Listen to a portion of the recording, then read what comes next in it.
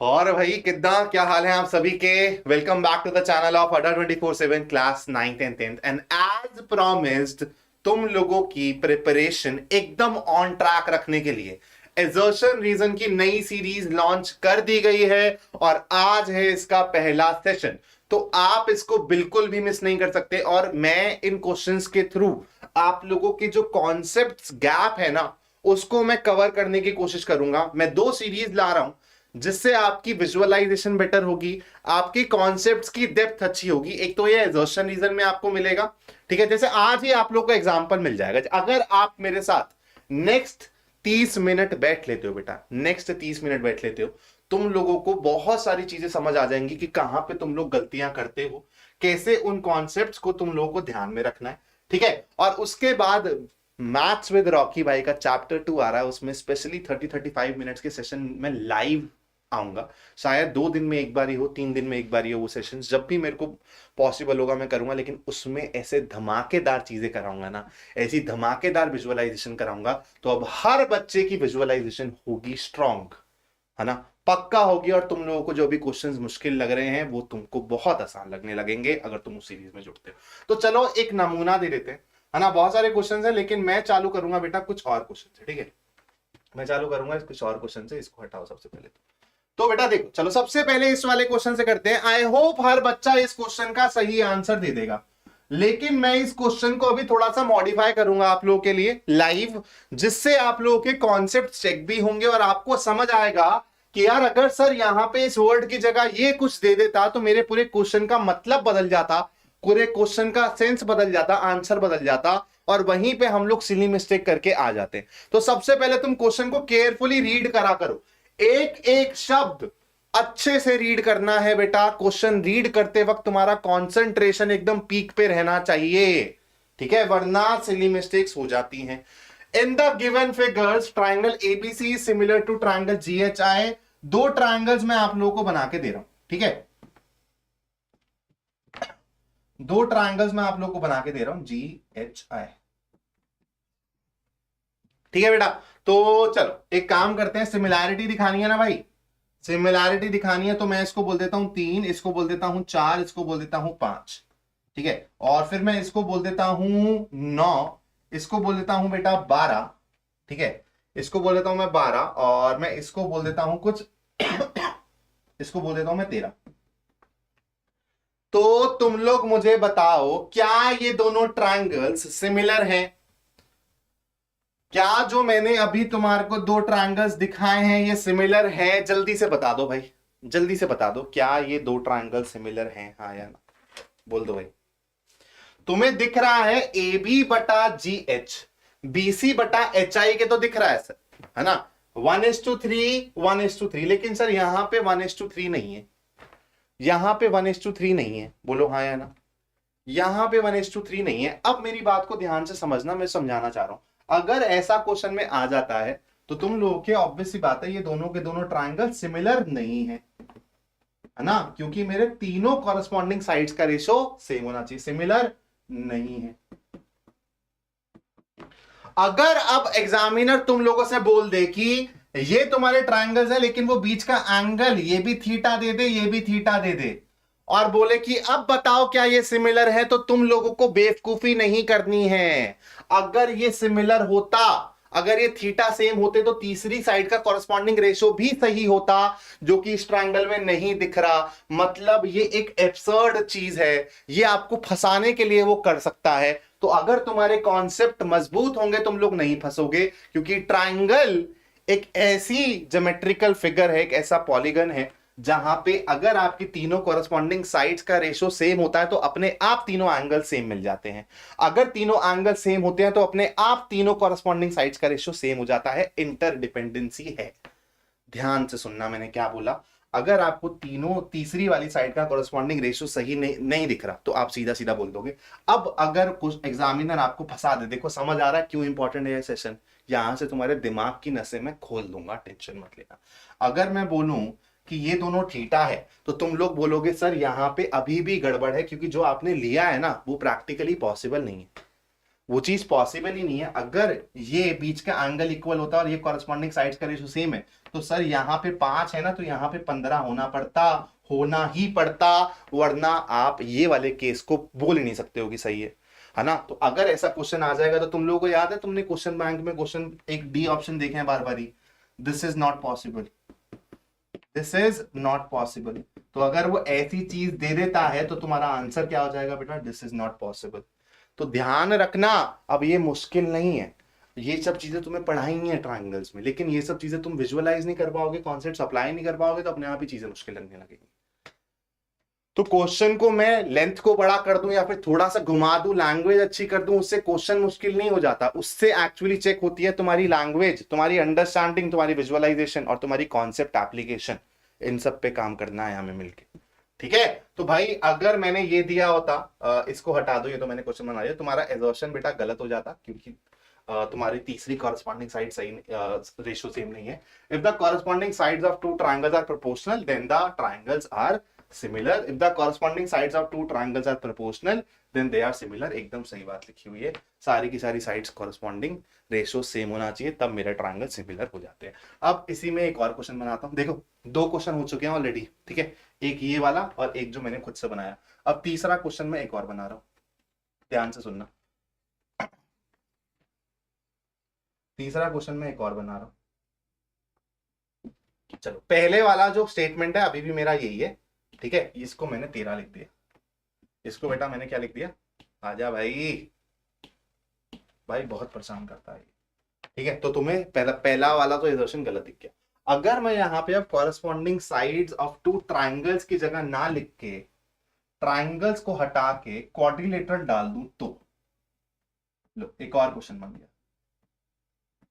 तो क्या होता है भाई फोर साइडेड पॉलीगन के केस में, अगर आपके क्वाड्रिलेटरल की सारी कॉरेस्पॉन्डिंग साइड्स प्रोपोर्शनल है तो क्या वो सिमिलर हो जाते हैं, बोलो। किसी भी पॉलीगन की सिमिलैरिटी के लिए, है ना, अगर तुम्हें किसी भी 2 पॉलीगन को सिमिलर देखना है तो तुम्हें उसके कॉरेस्पॉन्डिंग साइड्स का रेशियो सेम चाहिए होता है और उसको उसके कॉरेस्पॉन्डिंग एंगल सेम चाहिए होते हैं। ट्रायंगल एक स्पेशल केस है जहां पे एक चीज होने से दूसरी अपने आप हो जाती है, तो इसलिए हम लोग एक चीज भी लिख देते हैं, मेंशन कर देते हैं, उससे हम लोग समझ जाते हैं कि दूसरी चीज अपने आप हो रही है। लेकिन जब क्वाड्रिलेटरल वर्ड आ जाएगा तो यहां पे तुम लोग को एंगल्स भी इक्वल चाहिए, है ना, एंगल्स भी इक्वल चाहिए। बोलो बात समझ आई या नहीं आई, जल्दी बोलो, बात समझ आई या नहीं आई, क्विकली, जल्दी से इस चीज को एनालाइज करो, क्विकली क्विकली इस चीज को एनालाइज करो और मेरे को बताओ समझ आई।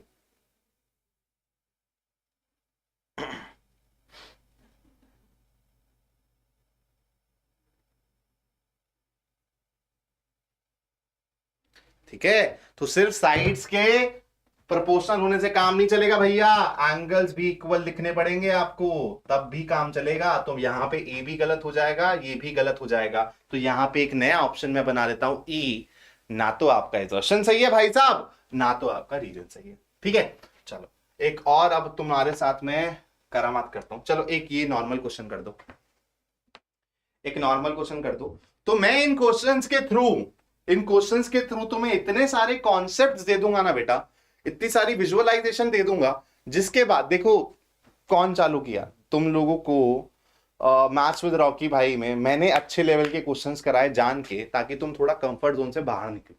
डिस्पाइट नोइंग कि बोर्ड इस लेवल के पेपर नहीं बनाता है, बोर्ड एक स्टैंडर्ड लेवल का एग्जाम बनाता है, जैसे तुम्हारा सैंपल पेपर बना है उसके ऊपर 19-20 पेपर आएगा तुम लोगों का, वैसा ही पेपर आएगा, लिख के ले लो मेरे से, मैं छाप के दे सकता हूँ स्टैम्प पेपर पे, ठीक है। लेकिन उसका मतलब ये नहीं है ना कि हम लोग अपनी विजुअलाइजेशन डेवलप ना करें, हम लोग अपनी अप्रोचेस डेवलप ना करें, हम लोग अपने दिमाग को डेवलप ना करें और एक भोंदू बच्चे की तरह हम लोग बस वही स्टीरियोटाइप्ड वे में पढ़ते रहें कि भाई ये वैरायटी के क्वेश्चन आते हैं, ये वैरायटी के क्वेश्चन कर लेते हैं, काम खत्म सर, बोर्ड में मार्क्स आ जाएंगे, 11th की 11th में देखेंगे। अरे भैया नहीं, बहुत पीछे रह जाओगे बाकी बच्चों से। एग्जाम्पल दिया है ना मैंने वो 3-4 लाख वाली जनता का, वो बहुत अच्छे लेवल पे क्वेश्चंस करते हैं और उन क्वेश्चंस को मैंने तुम्हारे सामने पेश किया मैथ्स विद रॉकी भाई में, despite knowing that it is a big risk that I am taking. तो तुम लोगों को उस चीज की कदर करनी चाहिए और प्लीज उस चीज को तुम लोग अच्छे से सीखो, वो तुम लोगों के लिए है। तो जिसने अभी तक सुपर 500 क्वेश्चन की सीरीज नहीं देखी है, फंडेज की सीरीज नहीं देखी है, जाके देख लो, सब अवेलेबल है। an-1 is not independent of n, then the given sequence is AP।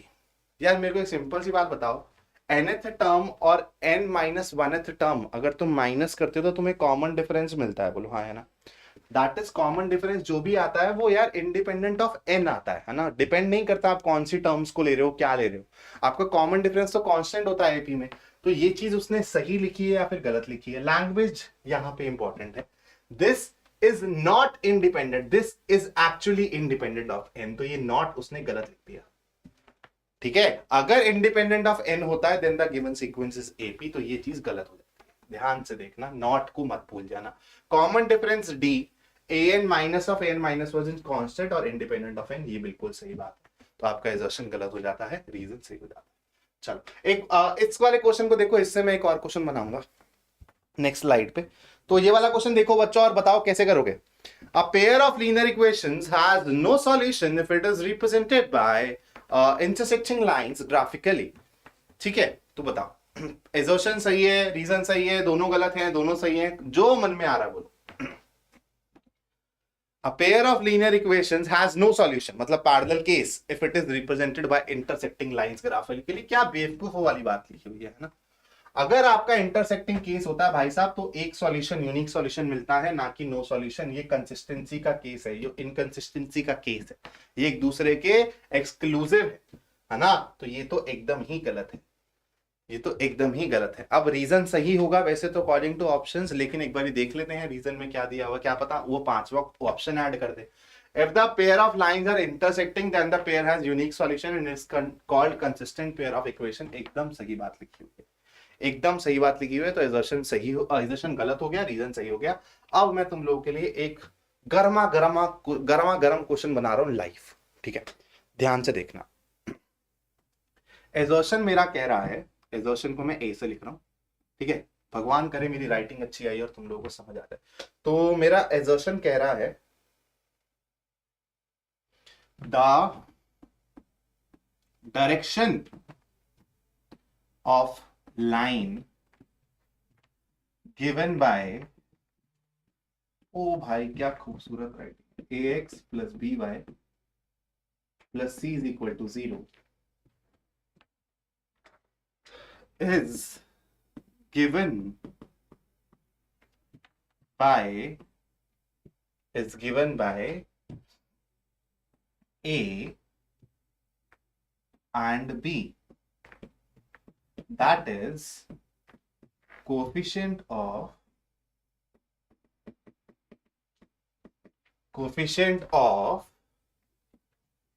x and y।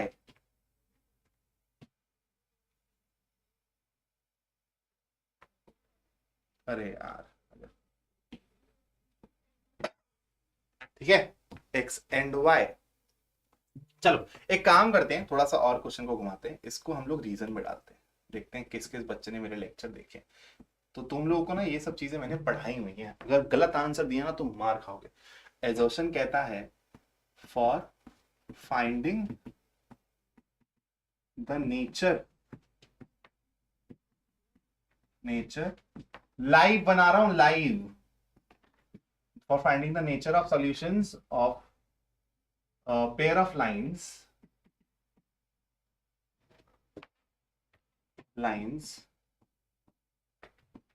we find out the ratio of coefficients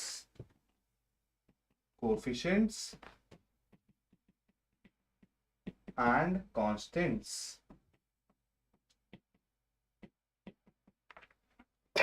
बता इसका आंसर क्या होगा।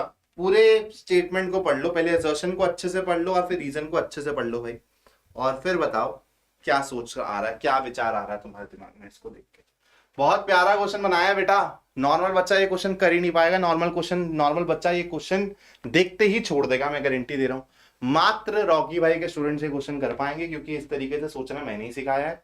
पूरी मार्केट एक्सप्लोर कर दो जाके, बहुत कॉन्फिडेंटली बोल रहा हूँ। ऐसा तुम लोग सोच के अगर कहीं से तुम्हें ऐसी चीजें सिखाई हो ना तो मेरा नाम बदल देना, चाहे किसी भी इंस्टीट्यूट में हो, किसी भी ऑफलाइन बड़े इंस्टीट्यूट में चले जाओ, ये कॉन्सेप्ट तुम्हें नहीं सिखाएंगे 10th लेवल पे। बताओ। तो मेरा एजर्शन कह रहा है यार, जब मेरे को नेचर ऑफ सॉल्यूशन निकालने होते हैं, है ना, पेयर ऑफ लाइंस के, that is pair of linear equation के, हम लोग क्या करते हैं, a1/a2 b1/b2 c1/c2 को डील करते हैं ना, देखते हैं कौन सा केस है, उससे हमें पता चल जाता है कि यूनिक है, पैरेलल है, कोइंसिडेंट है। यार अब वो जो आप पढ़ते हो ना बेटा, a1/a2 b1/b2 c1/c2, इसमें जो ये कोफिशिएंट की कहानी है, ये आती क्यों है पता है? क्यों आती है? जो आपको रीजन में मैंने लिखा हुआ है कि जो आपकी लाइंस की डायरेक्शन होती है ना, वो आपको ए और बी के कोफिशिएंट बताते हैं। आप 11th में जाके इसको स्लोप के नाम से पढ़ोगे, वो आपको कोफिशिएंट बताते हैं। जब आपको लाइन की डायरेक्शन के बारे में पता चल जाए, ध्यान से विजुअलाइज करना मेरे साथ, अगर आपको दो लाइंस की डायरेक्शन पता चल जाए, मैं बोल दूं कि दो लाइंस की डायरेक्शन मेरी अलग है, अलग होने का मतलब कि मेरे जो कोफिशिएंट हैं उनमें कोई रिलेशन नहीं है, उनमें कोई इंटरकनेक्टेड रिलेशन नहीं है ना। तो जैसे आपने क्या किया, एक लाइन देखी, उसके कोफिशिएंट देखे, एक दूसरी लाइन देखी, उसके कोफिशिएंट देखे, अगर आपके दोनों लाइन के कोफिशिएंट सेम नहीं बनाए जा सकते ना, तो उनकी डायरेक्शंस क्या हो जाएंगी, अलग हो जाएंगी, क्योंकि ए और बी डिफरेंट है। तो इस केस में हमारा क्या हो जाता है, इंटरसेक्टिंग केस हो जाता है। क्यों बेटा? अगर लाइंस की डायरेक्शन जब अलग होंगी, है ना, अलग होंगी, तो वो इंटरसेक्टिंग केस ही तो बनाएंगी। खुद सोचो ना, वो पैरेलल हो सकती है ना वो कोइंसाइडिंग हो सकती है। इसलिए आपको जब a1/a2 is not equal to b1/b2 दिखता है, तो तुम्हें क्या दिखता है, इंटरसेक्टिंग केस दिखता है। तो बेसिक क्या है ये भाई साहब है, इसलिए आपको यहाँ पे a1 a2 b1 b2 दिखता है। तो इसकी जो डेरिवेशन आती है, इसका जो कॉन्सेप्ट है, उसका रीजन क्या है कि हमारी जो लाइन की डायरेक्शन है वो x और y के कोफिशिएंट बताते हैं। इसलिए जब आप a1 a2 b1 b2 में इक्वालिटी देखते हो, तो आपको इधर क्या मिलता है, कोइंसाइडिंग केस, और क्या मिलता है, पैरेलल केस। डिपेंड करता है c1/c2 पे। अगर c1 और c2 भी एक दूसरे के जैसे दिख सकते हैं, तो आपकी दोनों लाइंस इनडायरेक्टली सेम है, मतलब कोइंसिडेंट केस। अगर सेम नहीं दिख सकते हैं तो पैरेलल केस। ठीक है, बहुत खूबसूरत चीज मैंने आप लोगों को समझाई है। आई होप आप लोग इसको अच्छे से समझ पाओगे। ठीक है, और यार ये लेक्चर पसंद आया ना, तो प्लीज कमेंट में लिख देना कि सर मजा आ गया, आपने जो करवाया, आपने जो सोचवाया, मजा आ गया। अभी इसका 5 गुना मैथ्स विद रॉकी भाई के चैप्टर 2 में मिलेगा, तो टेंशन मत लेना। चलो इस वाले क्वेश्चन को कर डालो जल्दी से। क्या कह रहा है मेरा question, degree of a zero polynomial is not defined, degree of a non zero. अब ये बेटा क्वेश्चन वही कर पाएगा जिसने थ्योरी को अच्छे से पढ़ा है ना, जिसने एनसीईआरटी के जो स्टार्टिंग में इंट्रोडक्शन वाली चीज होती है ना, वहां से बहुत प्यारे प्यारे क्वेश्चंस बन सकते हैं। वहां से तुम लोगों को एक्चुअली एनसीईआरटी दिखाता है कि कैसे तुम इसको एक रियल लाइफ से रिलेट कर रहे हो। तुम लोग उसी चीज को छोड़ देते हो जो सबसे ज्यादा इंपॉर्टेंट है विजुअलाइजेशन के लिए। तो एनसीईआरटी को प्लीज सीरियसली लो, और ऐसे लोगों को सीरियसली मत लो जो तुम्हें बोलते हैं कि एनसीईआरटी से कुछ नहीं आता। एनसीईआरटी ही बेस है, एनसीईआरटी से ही सब आता है। Degree of a non zero polynomial, अगर तुमने बेटा एनसीईआरटी और एग्जाम्पलर, मैं तुम्हें ना जो तुम्हारे क्वेश्चन आए हैं ना क्वेश्चन बैंक में, एग्जाम्पलर में उसका मैं तुमको डायरेक्ट रिलेशन दिखा सकता हूं। अगर तुम बोलोगे सर ऐसा सेशन लाओ, तो मैं एग्जाम्पलर के हूबहू ऐसे क्वेश्चंस ले आऊंगा जिनका क्वेश्चन बैंक से रिलेशन है। और फिर तो मैं बोलूंगा, मैं बार बार ही तुम लोगों को फोर्स करता था कि एग्जाम्पलर के हर एक क्वेश्चन अच्छे से बनाओ, विजुअलाइज करके बनाओ। एग्जाम्पलर बहुत प्यारी बुक है बेटा, उसमें ऐसे ऐसे क्वेश्चन है जो टीचर्स से नहीं होते हैं, जेन्युइनली बोल रहा हूँ। तो उस बुक को मजाक मत समझो। Degree of a zero polynomial is not defined, degree of a non zero constant polynomial is zero. तो यार देखो, सबसे पहले ना इसके लिए ना हमारे बेसिक स्ट्रांग होने चाहिए। तो अगर मैं बात करूं f of x is equal to 5, तो ये एक नॉन जीरो पॉलिनोमियल है ना। ये क्या है, नॉन जीरो कांस्टेंट पॉलिनोमियल है, मतलब जीरो नहीं है लेकिन कांस्टेंट पॉलिनोमियल।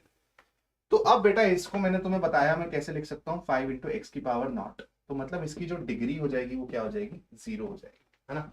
ये चीज कहना एकदम सही है, इसमें कुछ भी गलत नहीं। लेकिन जब मैं एक जीरो पॉलिनोमियल लेता हूँ, जीरो पॉलिनोमियल मतलब f of x is equal to 0, तो तुम बोलोगे सर जीरो को भी तो आप 0 इंटू एक्स की पावर नॉट लिख सकते हो। मैं बोलूंगा बिल्कुल सही बात है यार, डिग्री 0 हो जाएगी। फिर मैं तुम लोगों को बोलूंगा बेटा 0 इंटू एक्स की पावर 1 भी लिख देता तो भी तो डिग्री क्या हो जाती, जल्दी बोलो, 1 हो जाती। लेकिन फिर भी f of x is equal to 0 दिखता। 0 इंटू एक्स का स्क्वायर लिख दूं तो डिग्री 2 हो जाएगी, लेकिन अभी भी f of x is equal to 0 दिखेगा।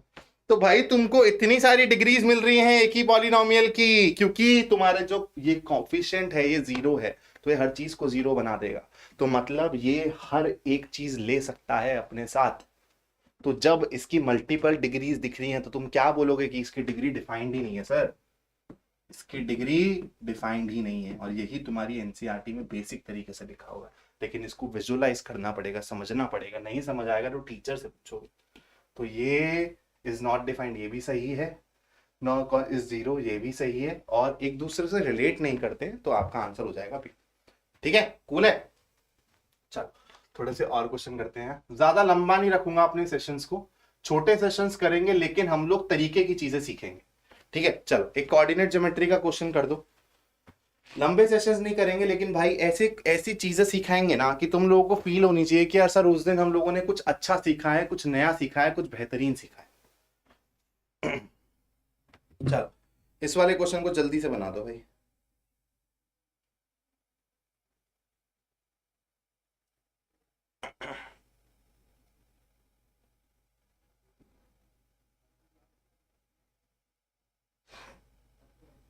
बताओ भाई जल्दी।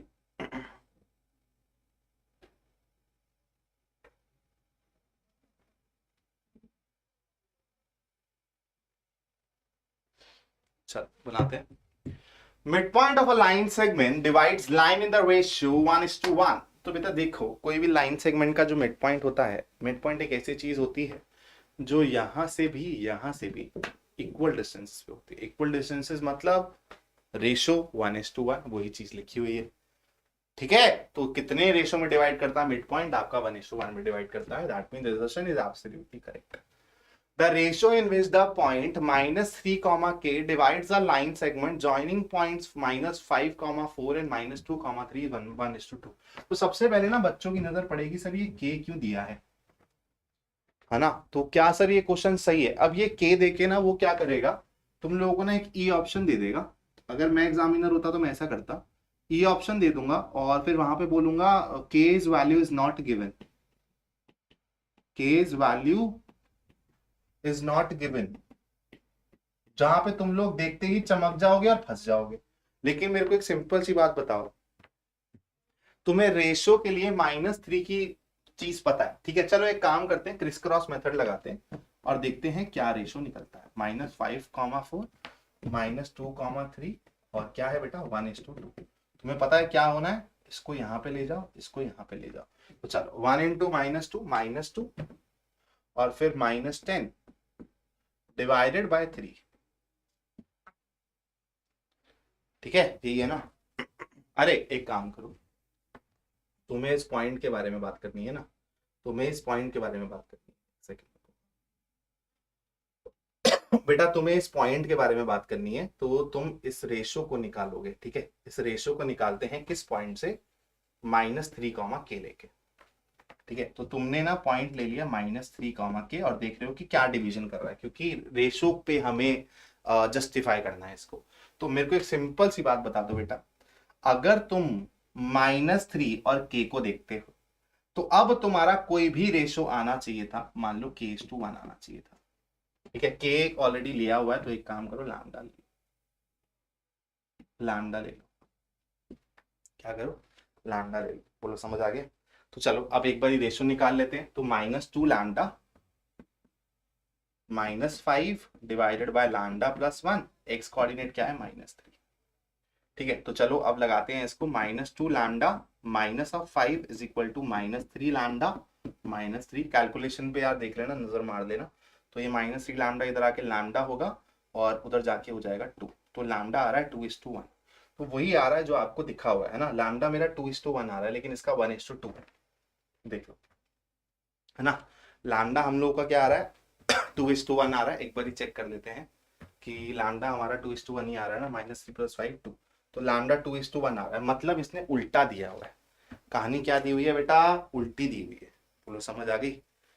तो अब आपको इस के से एक्चुअली मतलब था भी या नहीं था, मैं ये समझाना चाह रहा हूं।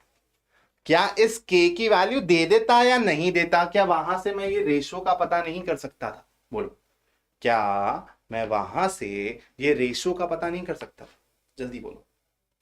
एक काम करते हैं, इसको ना उल्टा चलते हैं। ठीक है, इसको ना उल्टा चलते हैं, एक और तरीके से तुम लोगों को ये चीज सिखाता हूं। इसको ना उल्टा चलते हैं। चलो -5, 4 और -2,3।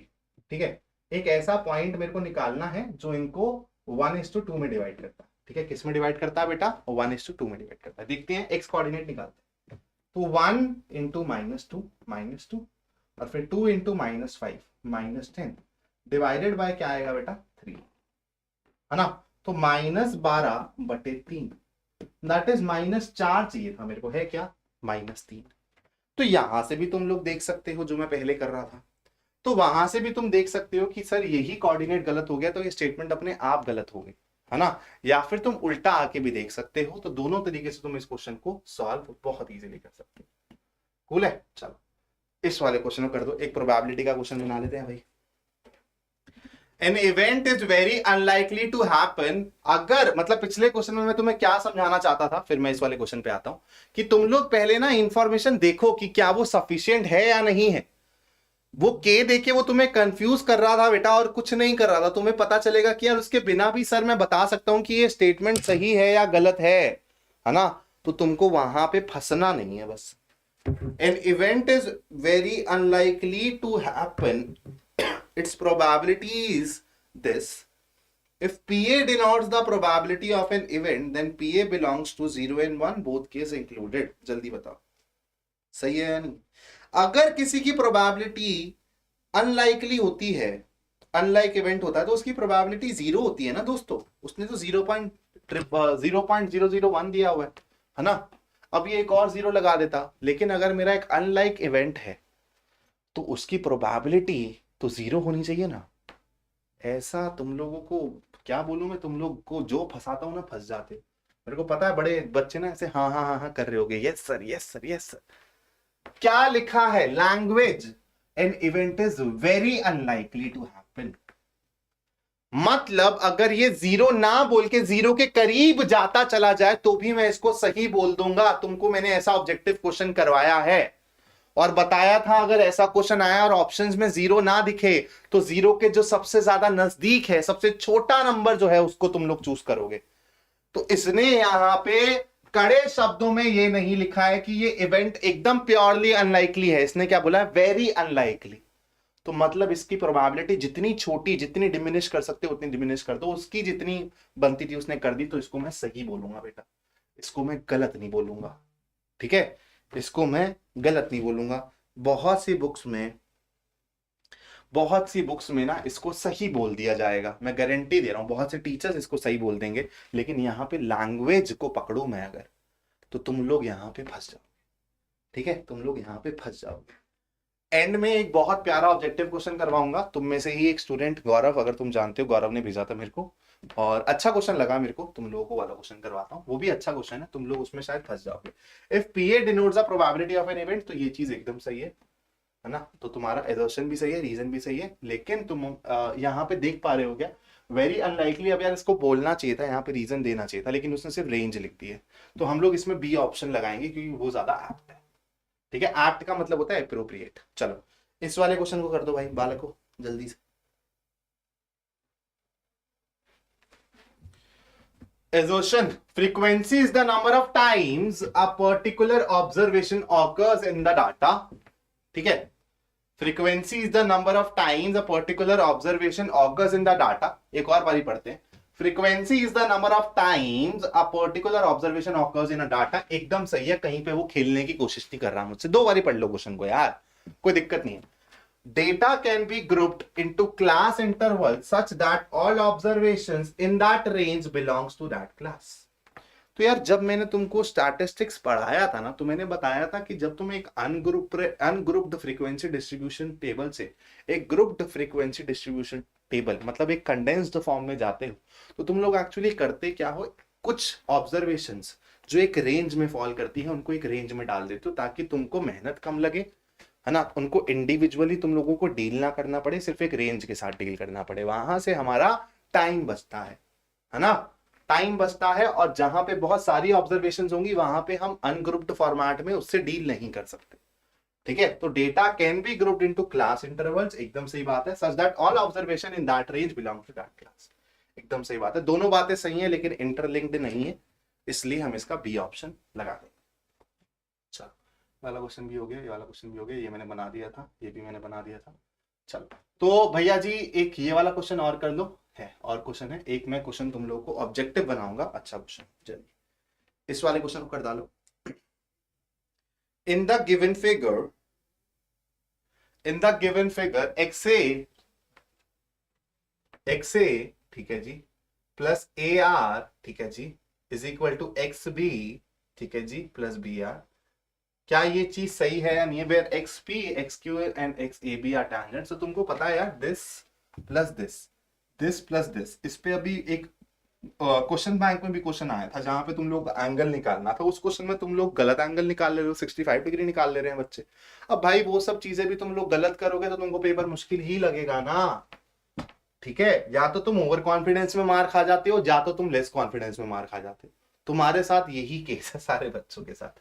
अब तुमको पता है ये और ये इक्वल होता है तो तुम एपी को इससे रिप्लेस कर सकते हो, hence this plus this is equal to this plus this, बिल्कुल हम लोग लिख सकते हैं। बोलो हाँ है ना, समझ आया? एक काम करो लिख के दिखा देता हूँ यार। X P is equal to X Q होता है, length of tangents on an external point are equal. X P को ये लिख सकते हो X A plus A P is equal to X Q को ये लिख सकते हो X B plus B Q. A P को तुम ए आर लिख सकते हो, क्या बी क्यू को तुम बी आर लिख सकते हो? वही इसने लिखा है, तो ये चीज एकदम सही है, ठीक है? एकदम सही है। A tangent to the circle can be drawn from an inside point in from a point inside the circle. जल्दी बताओ, पढ़ाया है तुम लोगों को ये? ज्योमेट्री पे बेस्ड क्वेश्चन है ये, पढ़ाया है ये बेटा। मैथ्स विद रॉकी भाई में ट्राइंगल्स और सर्कल्स की तो इतनी बेहतरीन, इतनी भयंकर, इतनी कातिल विजुअलाइजेशन कराऊंगा ना, मजा आ जाएगा, तुम लोगों को फील आ जाएगी। खाना नहीं खाओगे और वो कॉन्सेप्ट्स को खाओगे ना तो तुम्हें तुम्हारा पेट भरा भरा सा फील होगा, इतना मजा आएगा, इतना ज्यादा मजा आएगा। बस मैं वेट कर रहा हूँ कब से उसको चालू करूँ। तो भाई आप किसी भी इंटरनल पॉइंट से बना के देखो टैंजेंट को, हमेशा वो एक सेकंड बन जाएगा बेटा, क्योंकि आपका टैंजेंट की कंडीशन क्या होती है? It should touch the circle at minimum 1 point, है ना? मिनिमम बोल रहा हूं, एट ओनली 1 पॉइंट। तो ये चीज गलत हो जाएगी, असर्शन सही, रीजन गलत। चलो इस वाले क्वेश्चन को बना दो। If the radius of a cone is halved and the volume is not changed, then the height remains same. अगर आपने सबसे पहले डील किससे कर रहे हो बेटा? एक कोन से डील कर रहे हो, और फिर आपको देखना है वॉल्यूम ना चेंज हो, मतलब 1/3 पाई आर स्क्वायर एच। 1/3 पाई से कोई मतलब नहीं है, मैंने बताया था। जब भी तुम्हें देखना हो रेशियो के बारे में, कंपैरिजन हो रहा है ना, तुम अपने कांस्टेंट्स को भूल जाओगे। तो आर भैया जी आपकी हो रही है हाफ r/2, और वॉल्यूम चेंज नहीं करना है। तो बेटा मेरे को सिंपल सी बात बताओ, पहले रहा होगा r²h, बाद में रहा होगा कुछ r²/4, क्योंकि r/2 का square r²/4 into H dash. इन दोनों को अगर इक्वल होना है, क्योंकि वॉल्यूम आपकी चेंज नहीं हो सकती, तो आपको क्या, आपका हाइट सेम रह सकता है? आप बोलोगे सर r²/4 नहीं सर, h डैश की जगह तो मेरे को 4h चाहिए, जब तो ये r²h बनेगा। तो ये चीज एकदम गलत है, एकदम गलत है। फिर नीचे क्या लिखा है? The radius of the cone is halved and volume is not change, then height must become 4 times of the original height. ये चीज सही है, ये चीज गलत है, ठीक है? चलो अब एक ना ऑब्जेक्टिव क्वेश्चन तुम लोगों के लिए सामने पेश कर रहा हूं, और तुम लोगों को ना मस्त 1 मिनट दूंगा उसको सॉल्व करने के लिए। रुको मेरे को निकालने दो वाला क्वेश्चन, बच्चे ने भेजा था।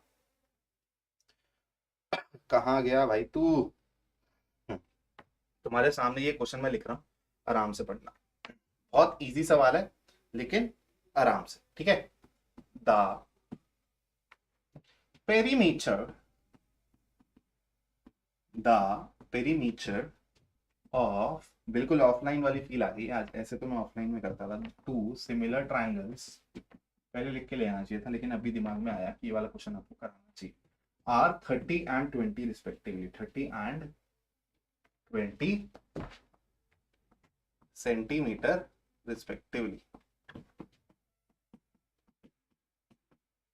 ठीक है?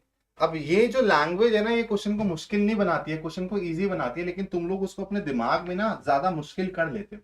देन द सिंपलेस्ट रेशियो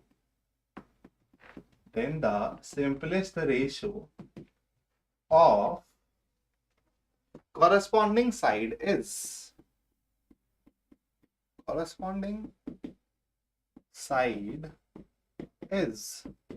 ठीक है? तुम्हें मैं ऑप्शंस दे रहा हूं, एक ए ऑप्शन है 9/4, ठीक है?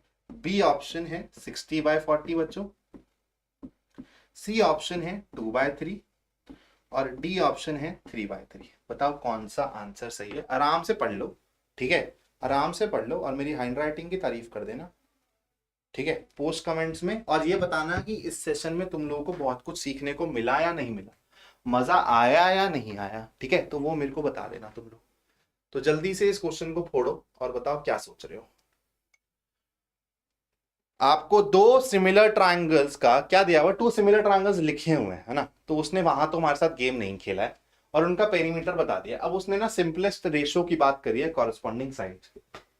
तुम लोग अब समझ पाओगे कि लैंग्वेज को समझना कितना इंपॉर्टेंट है, लैंग्वेज पे होल्ड होना कितना इंपॉर्टेंट है। तुम लोग मैथ्स में अगर लैंग्वेज नहीं डिकोड करोगे ना बेटा, तो तुम्हें बहुत इजी इजी क्वेश्चन में फंसा दूंगा, बहुत इजी इजी क्वेश्चन। कुछ नहीं है इस क्वेश्चन में, लेकिन फंस जाओगे।